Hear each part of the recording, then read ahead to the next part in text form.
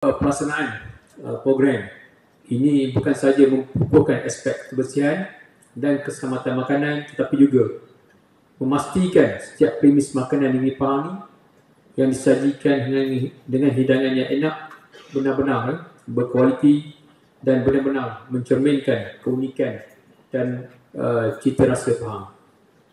Dan program ini bukan sekadar menengahkan sajian signature dan viral, tetapi turut memastikan persetaraan premis sentiasa bersih, teratur dan diyakini selaras dengan aspirasi Pahang First.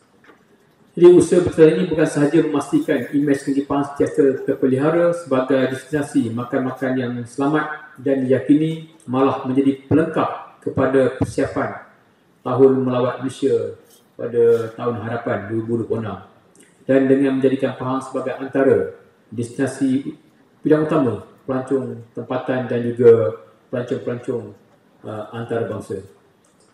Jadi melalui usaha bersepadu ini, kita bukan sahaja mempertingkatkan keyakinan rakyat dan pelancong, malah memastikan keselamatan pengguna serta mengelakkan berlakunya kejadian keracunan makanan.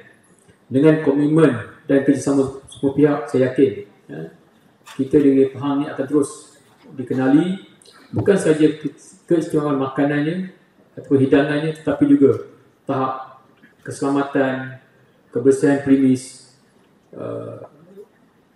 kebersihan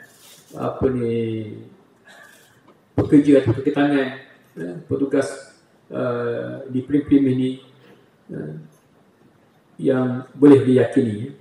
Dan pertemuan ini dilaksanakan melalui pelayan menyeluruh melibatkan 4 komponen utama. Yang pertamanya aspek kebersihan dan keselamatan makanan bagi memastikan keselamatan disediakan dengan selamat dan premis sentiasa terjaga. Yang keduanya pematuhan atau pemantauan halal syariah asas, termasuklah semakan sumber bahan mentah, rekod pembelian serta kewujudan sekurang-kurangnya seorang pekerja Muslim warga negara bagi memastikan amalan pengendalian makanan selaras dengan prinsip syariah. Dan ketiganya pematuhan KPGN, iaitu meliputi paparan senarai harga, penggunaan alat timbang yang sah dan kawal selia penggunaan logo halal bagi mengelakkan kekeliruan kepada pengunjung. Dan keempatnya pematuhan daripada syarat-syarat PBT yang berfokus kepada lesen premis, penyelenggaraan perangkap minyak, penerapan tandas, tiada penggunaan polistri serta usaha memelihara kebersihan dan keceriaan premis.